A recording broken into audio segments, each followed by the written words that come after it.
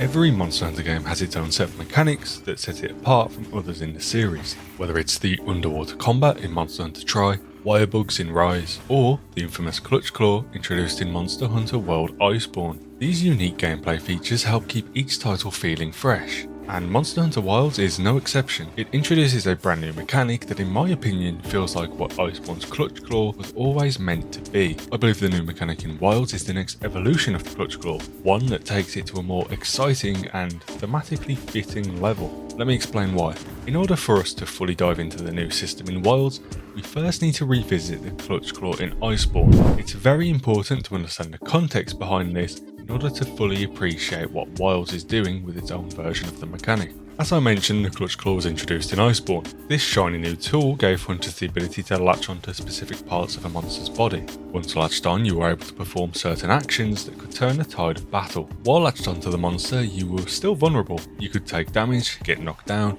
and your stamina would continuously drain until you either let go or if your stamina reached zero. So why would you risk using it, you might ask? Well, here's where it gets interesting. While attached, you could perform several actions that made the risk worthwhile. For example, if the monster wasn't enraged, by latching onto its head and swiping with the claw, you could change the direction the monster was facing. This in turn allowed you to set up an attack where you could slam the monster's head into the wall, knocking it down for a free opportunity to deal damage. But the real key feature, and the one we're going to be focusing on, is the ability to tenderize specific parts of the monster. While latched on, you can perform an attack that dismounts you in the process. These attacks allow you to tenderize that part of the monster. Just like you're cooking up a nice piece of steak, this will soften up the monster's meat. Pause. But in all seriousness, your attacks to that area will now do increased damage. You can gain affinity increases with the weakness exploit skill, and your weapon will no longer bounce off that area regardless of your sharpness meter. And this effect lasts for 3 minutes. Once that timer runs out, it kind of just disappears unless you of course tenderize again. If we broadly recap this concept, what do we get? Attacking part of a monster will create a weak point for increased damage. Oh yeah, that's literally just the new wound system. But in my opinion, the way this works in Wilds is far better and makes sense more thematically. And you guys overwhelmingly agreed. From a community poll I ran earlier this week, out of an incredible 130 votes, 86% of you voted in favour of focus strikes and wounds over the Clutch Claw. I try and run polls like this fairly often, so make sure you subscribe so you can cast your opinion in the future. I'm also planning on giving away a copy of Monster Hunter Wilds during December, so keep notifications turned on and join my brand new Discord server linked in the description so you don't miss out. So in Monster Hunter Wilds, instead of simply pressing one button to tenderize a monster's hide, the new system requires you to consistently hit the same spot on the monster. Over time, these attacks will gradually open up a wound, which visually starts as a white scar, making it easier for hunters to track their progress. And this change makes so much more sense. It's only natural that if a hunter consistently strikes an area, like a monster's leg or head, eventually a wound would form, and you're going to want to attack that. Think about it in this way.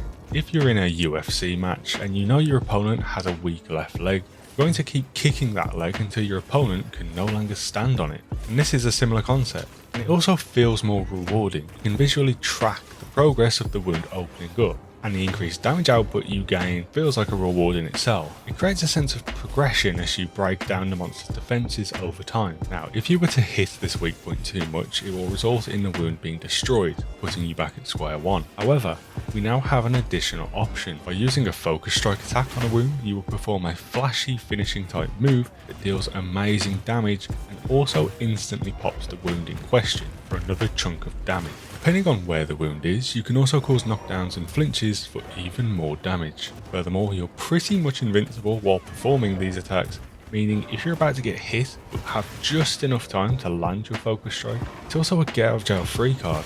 This hypothetically presents the player with a choice. Do you want to exploit this vulnerable area as much as possible before it pops, or do you want to go all in with your focus strike as soon as possible to gain momentum in the hunt? In that concept, it's great. On the beta, however, at least in my experience and observations, it was pretty much always better to just use your focus strike right away.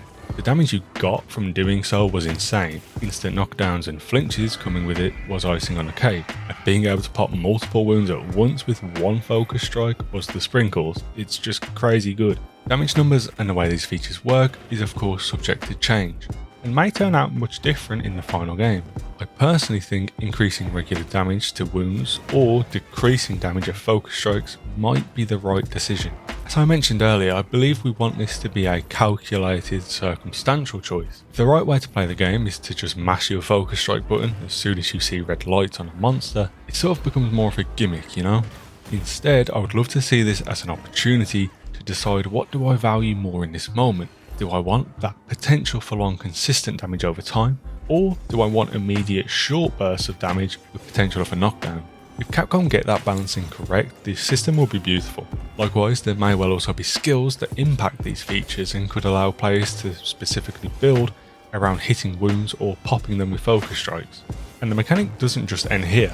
Every single monster in the beta had weak points that only expose themselves in very specific situations. Take Raid Al for example. After his big lightning blast move, his horns open up towards the hunter, allowing you to get a free focus strike in. Another example would be Chotakabra's tongue, Balahara's mouth, and if you count it, when Dashogama goes into his rage mode, he opens up wounds all across his body.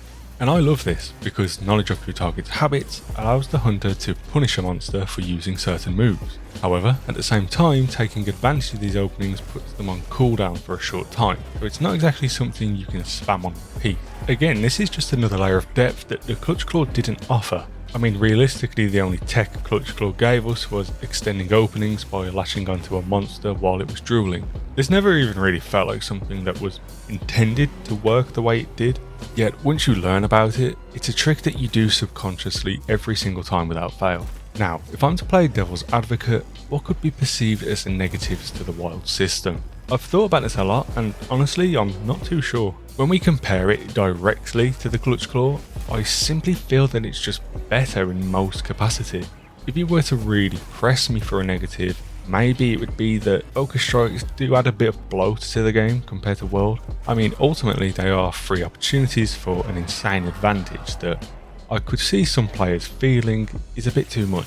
But again, it's hard to speak on that with certainty without seeing how the final game turns out. After all, number tweaks and monster design might shake opinions up in that area. I'm eager to hear from those of you who don't like the new system. Please leave a comment below explaining why you don't like it.